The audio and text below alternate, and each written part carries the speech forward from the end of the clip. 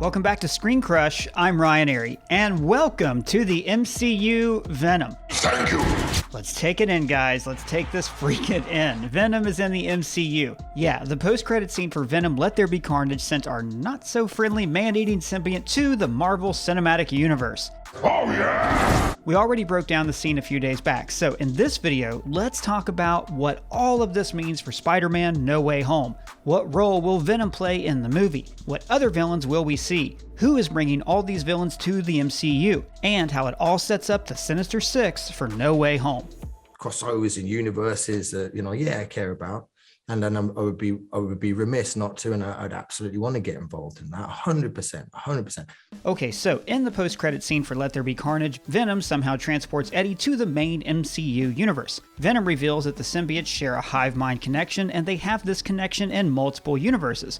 So I assume that Doctor Strange's spell somehow breaks reality and creates a type of multiverse convergence, where other Spider-Men and their villains from different universes all arrive in the MCU. This will explain how Venom finds himself in a different universe. It's implied that Venom transported Eddie to Spidey's universe thanks to the symbiote hive mind. But Venom seems surprised by it, so maybe he's not fully responsible for the universe teleportation.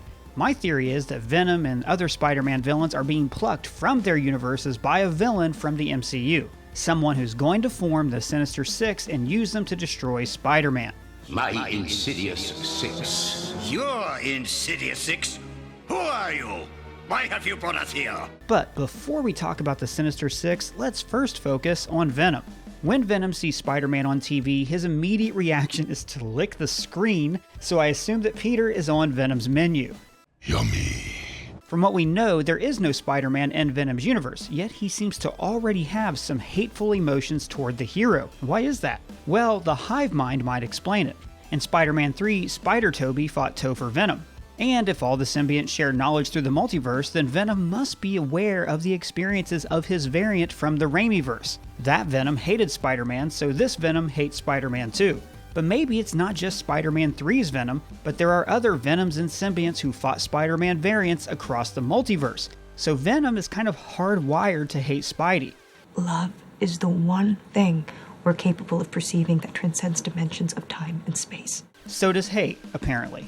This could explain why Venom will join the other villains as they go after Peter. I mean, Venom is mostly an anti-hero, so there needs to be a reason why Venom would fight Spider-Man. Maybe some primal instinct takes over Venom, putting Eddie in the back seat, and he's compelled to go after Peter. I am a predator. There might be some magic and mind control involved, but I'll get into that later. But Carnage might also play a factor here. Yes, Venom ate him and gobbled up Cletus Cassidy's head, but maybe Carnage isn't truly dead. Remember, Cletus bit Eddie, and that's how he got his symbiont inside of him. So I guess that Venom just ingested the part right back. Eddie, Jesus! This is dead. Dead. But it's rotten now, and with that hive mind, maybe some essence of Carnage will corrupt Venom and force him to do some nasty stuff in No Way Home. I could see Venom being evil for the majority of the movie, attacking Spider-Man and working with the other members of the Sinister Six. But at some point, Eddie will take back control and help Venom get rid of the Carnage residue and become a good guy again. Well, I mean, as good as Venom can be. And then in the big battle of the movie, Venom will team up with the other Spider-Man and Doctor Strange, and they will all battle the Sinister Six. Venom, buddy, you did some great work back there. Great work. Go or be destroyed. Which is what Sony has wanted all along, just like the Sinister Six. So this movie might be a Sony wish list come true. But you never know when Spider-Man is going to end up interacting with Venom because that's inevitable. I am inevitable. I'm pretty sure that by the end of the movie, Venom will be sent back to his universe, which will open the door for future crossovers without the need to keep Venom in the MCU for more than one movie. I mean, Venom could stay, of course, but if I had to put my money on it, I'll say this is a one-off, at least for now. But we could still have a different Venom in the MCU. Maybe some part of him will remain in the MCU universe, like a chunk of goo that he lost during the battle. Thanks to the hive mind, the goo will gain sentience and become its own symbiote. Then some organization will find it, experiment on it, and that's how we can get Agent Venom in the MCU. Yes! Yes! Maybe it'll bond with Flash Thompson or someone else. I could see the MCU's version of Norman Osborn showing up and getting his hands on the symbiote, and he's the one who creates Agent Venom as the new type of super soldier. See, this opens the door for some great stories in the future. Agent Venom, reporting for duty. Yeah! Bring it! Yeah! Anyways, that's Venom. Now let's talk about who else is going to be part of the Sinister Six and who's behind it all. Let's start with the confirmed villains. Alfred Molina returns as Otto Octavius, still reigning as the best Spider-Man movie villain of all time. If I were a rich man, all day long I'd biddy bum. If I were a wealthy man. Oi! Also, Doctor Octopus is the one who originally formed the Sinister Six in the comics. Now, while we don't see Willem Dafoe's devilish smile, there's no way to mistake his iconic laugh. And we also see the Green Goblin's pumpkin bomb. The thing is that both the Green Goblin and Doc Ock died in the Raimi movies, so how are they back? I think they both arrive from alternate timelines, where they survived their battles with Spider-Man, meaning the Green Goblin we see in No Way Home didn't get skewered by his own hoverboard after being stabbed in the worst possible place ever. Instead, the glider killed Peter and Norman survived. The same might have happened with Octavius, so it's a type of what if, I guess. Or maybe it's nothing too complicated like that, and they have simply just been plucked from their timelines just before their death. As for who sent them to the MCU, I'm getting there. Jamie Foxx is also returning as Electro from the Amazing Verse. We see his lightning in the trailer, except it's yellow just like from the comics, and Electro never actually died in Amazing Spider-Man 2. So we have 3 confirmed villains plus Venom makes it 4. There might be a hint for Sandman in the trailer when rock and dirt fly in the air, but I'm pretty sure that the ground just explodes after being hit by Electro's energy. And I will be like a god to them. A god named Sparkles? Sandman might still show up, but I'm not so sure he will. But I am convinced that Vulture will return in No Way Home. I think it only makes sense that the Sinister Six will include 4 villains from other universes, and the last 2 will be from the MCU. Everyone loved the Vulture. He was a fantastic villain, and he'll fit perfectly into the Sinister Six. I also need to bring up Morbius. I mean, do you even remember him? Who? I think most people have forgotten about that trailer at this point. So at the end of the trailer for Morbius, we see Michael Keaton as Adrian Toomes. Got tired of doing the whole good guy thing, huh? What's up, Doc? Morbius was initially supposed to come out in July 2020, but it was delayed to 2022 because of COVID. But maybe the plan was always to tie Venom 2 and Morbius into No Way Home. It's unclear yet if Morbius takes place in the MCU or another universe, but with this convergence, we might see the living vampire join the Sinister Six. But I'm not sure it's actually going to happen if I'm being totally honest. We're already getting Venom, so throwing Morbius into the movie too will put 2 anti-heroes who are the stars of their own movies in the Sinister Six. It feels a bit repetitive. But there's also the motivation. I think it'll be fitting if all these villains are recruited because they all hate Spider-Man for their own reasons.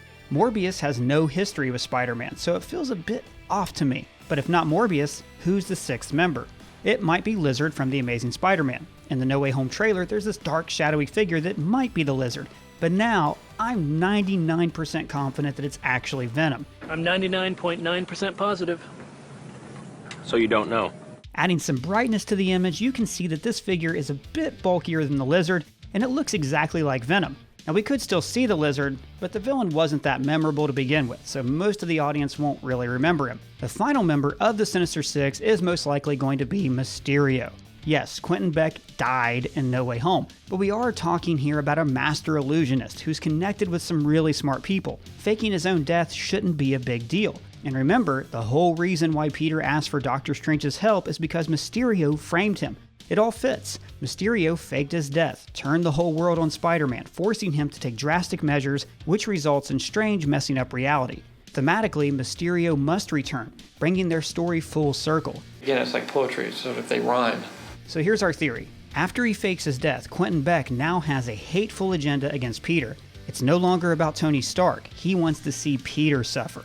Peter ruined his dreams of faking his way to becoming a superhero. Because of Peter, he must pretend to be dead. In his hateful obsession, Beck finds Carl Mordo, and they team up. Beck's plan is to use Mordo's magic to mess with Peter, and Mordo has his own reasons for going after Strange. And let's be honest, Doctor Strange casting that forbidden spell totally proves Mordo's point. You still think there will be no consequences, Strange? No price to pay. Mordo was right. And actually, let us know if you want to see a video about that. So when Strange casts this memory spell, Mordo messes with it, and all that magic causes a rift in the multiverse. It's what brings the villains from other universes. Mysterio gets to play the supervillain, pretending to be a master of the mystic arts, forming the Sinister Six. And maybe Mordo's magic keeps Venom on a leash, which is a little similar to what happened in the 90s Spider-Man animated show.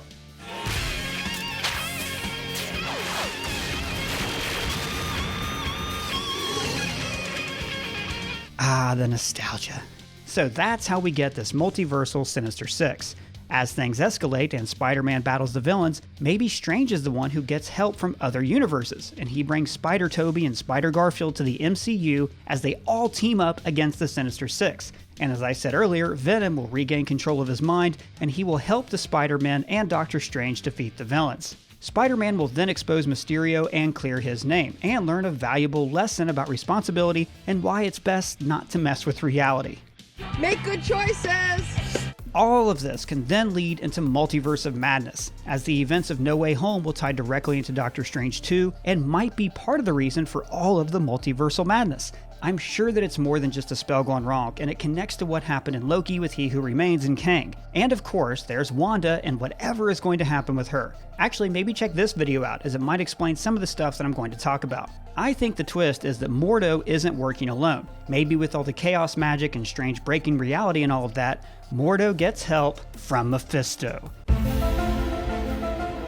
It might be Nightmare, but I'm saying Mephisto for now because the events of No Way Home are very similar to the One More Day story from the comics. I don't think we will see much of Mephisto in No Way Home, but he might be the one who's putting all of these events into motion with Mordo working for him, and Mephisto will then be the big bad of the Multiverse of Madness, where Doctor Strange, Spider-Man, Wanda, and Loki will all team up. But now, maybe Venom will join the party, as all of these heroes will protect the multiverse from Mephisto's evil schemes. That feels weird, but I'll allow it. Well, maybe or maybe not. Who knows? With Venom crossing over into Spider-Man and joining the MCU, I guess now anything is possible, so why not go big, right? But let me know your thoughts down in the comments or at me on Twitter. And if it's your first time here, subscribe and ring that bell. For Screen Crush, I'm Ryan Airy.